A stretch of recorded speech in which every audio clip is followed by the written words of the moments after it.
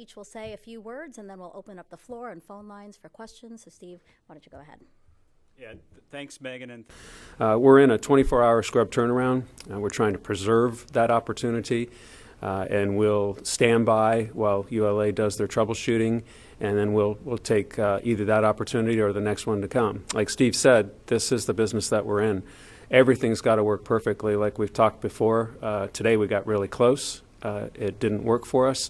The team's very professional. They're in their 24-hour scrub work turnaround right now, and when we're ready to go, they'll be ready to go. About in terms of that, if that's what that entails. Thanks. we got really close today, and I would say the team did a phenomenal job. The joint NASA, Boeing, United Launch Alliance team working through the countdown today. Scenario, can you give us an example of what would be more involved other than just replacing a card? I know it's a little disappointing. We were all excited. Butch and Sonny were excited to go fly.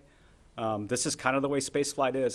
This is my 37th year at NASA today, and been doing this human spaceflight for, thank you, long time. And every time you go to the pad for a crewed flight or really any flight, you've got a chance of scrubbing. So the team took the right steps. We weren't ready to go today.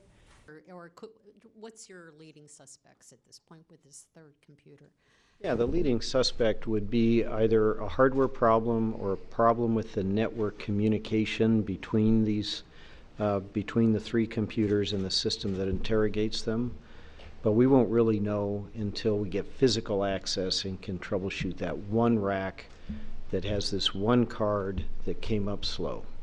Before you gain access, and then you've got to try to figure out. We had two events on the ground system, specifically that system that is housed inside the shelter at the base of the pad. So when you see the rocket roll out to the pad and the P-vans continue going into a building, it's in that building that we're talking about. And these events are associated with the controllers, the large computers that are housed in that building. There's three of them. They're the same, they're redundant, so it's triple redundant. Well, as Steve said, the vehicle performed. Each of those three big racks, those three big computers, do a health check, and they monitor to see that those cards came up when they were commanded to come up and begin doing their job.